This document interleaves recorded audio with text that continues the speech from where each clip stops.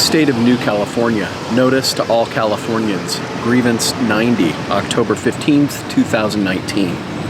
New California is a new state in development exercising its constitutional right to form from the state of California.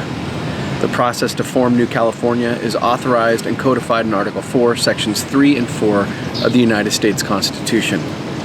Statement of intent. The citizens of New California have decided to remedy the abuse of power by the government of California by exercising their right to form a new state providing the United States Constitution, Article 4, Section 3, and Section 4. We are determined to live under a state government in the United States of America and under the Constitution of the United States. New California Declaration of Independence of January 15, 2018 states, whenever any form of government becomes destructive, it is the right of the people to alter or to abolish it and to institute new government. When a long train of abuses and acts to seize and hold the people's power without legal authority and pursuing invariably the same object that clearly demonstrates a design to reduce them under absolute despotism, it is their right, it is their duty to throw off such government and to provide new guards for their future security. The preamble of the New California State Constitution states, "We, the representatives of the undersigned counties within the state of California, do acknowledge and humbly invoke the favor of Almighty God for continued civil and religious liberty to ourselves and our posterity." The First Amendment of the United States Constitution states, "Congress shall make no law respecting an establishment of religion or prohibiting the free exercise thereof, or abridging the freedom of speech or of the press or of the right of the people peaceably to assemble and to petition the government for a redress of grievances." The counties of New California bring forward 95 grievances to be announced in public on Tuesday at 11 a.m. State of New California, Grievance 90, Declaration of Grievance, Statement of Facts. The people of California are suffering from a tyrannical state government which fails to provide a republican form of governance, enables and supports across its southern border the invasion of the United States of America by illegal foreign nationals, and protects vicious criminals who commit outrageous acts of violence upon the citizens of America, all caused by a government of and for a monoparty system led by a tyrannical dictator who openly defies federal law. California state government is in direct violation of the following.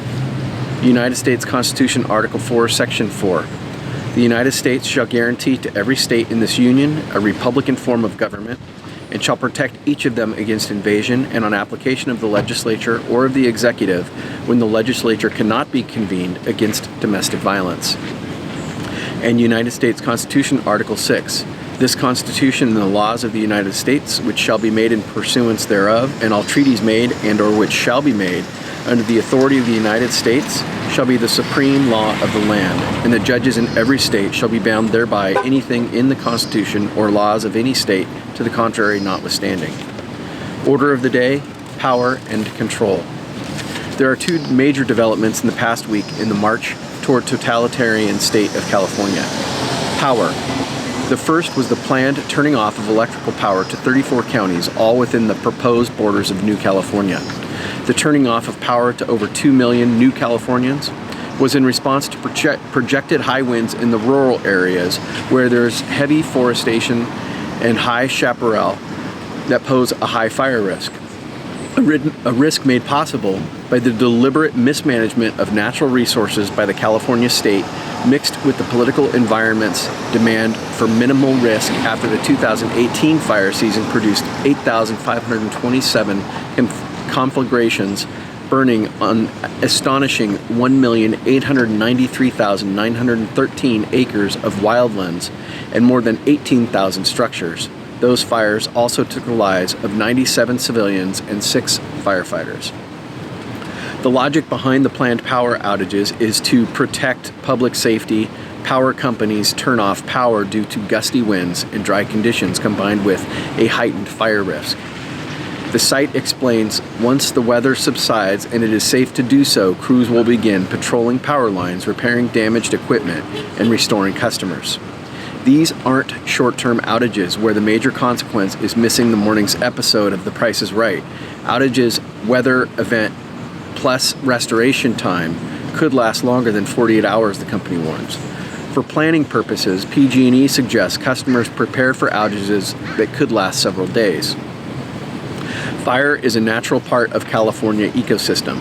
What's not so natural is the mismanagement of natural resources by California state officials that has now become natural, leaving behind massive forest growth and high chaparral prepared to burn, making the next fire even more intense.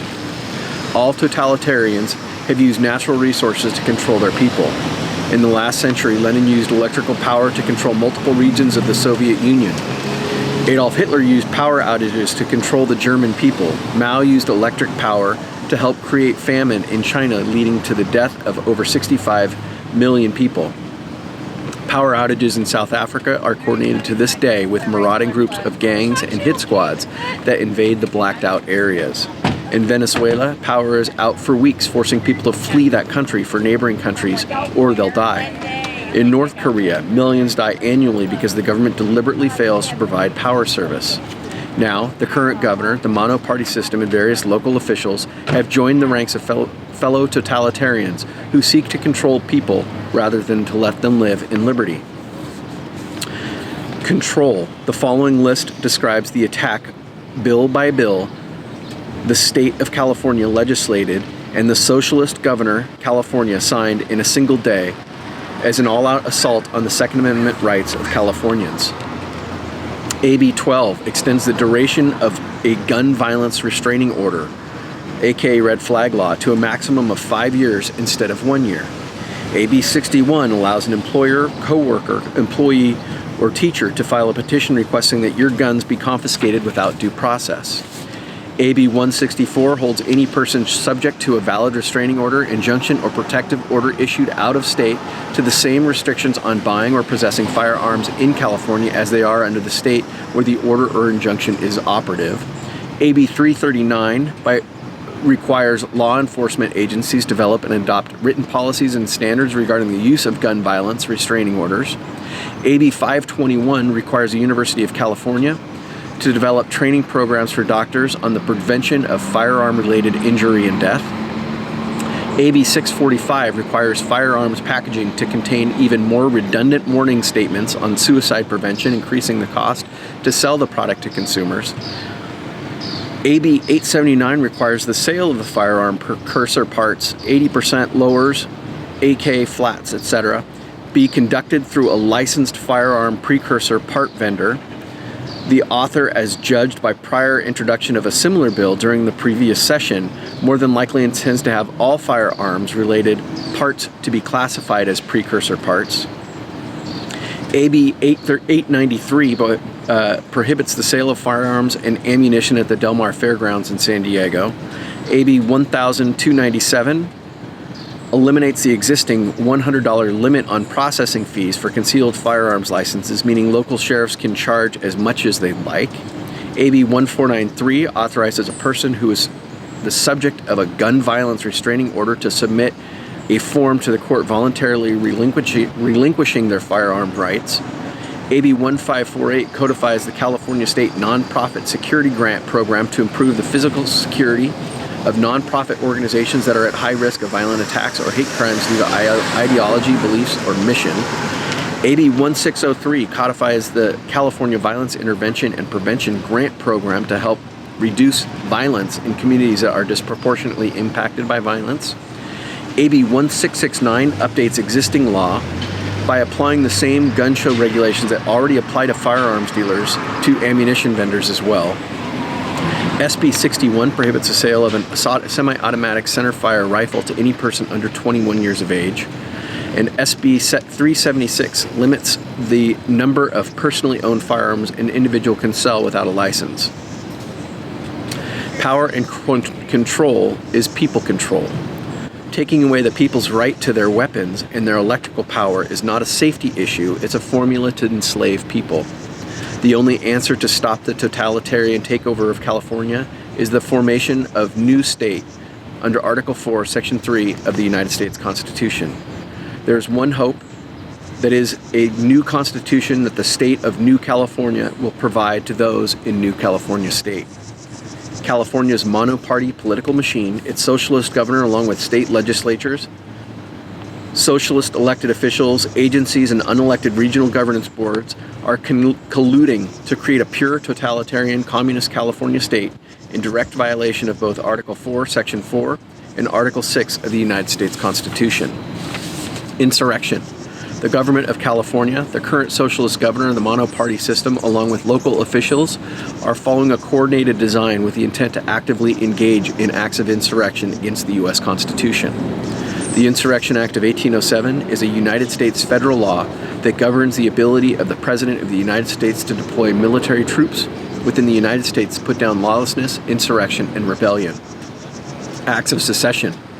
Therefore, the California government, in conjunction with the socialist state executive, instituted wherever the current socialist governor has usurped power, has created a reign of terror on United States citizens living in California with the intent to secede from the United States of America and thus destroy the very union of states which secures our liberty and freedom. Abdication of authority. Betrayal by the sitting socialist governor of California, the monoparty legislature, and local elected officials is evidence of abdication of the responsibilities of authority and sovereignty over the state and citizens of the United States living in California. Prayer.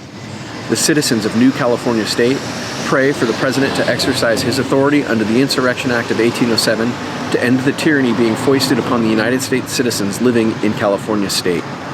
This concludes these proceedings. For more information or to donate, please visit us at www.newcaliforniaoc.org. Thank you.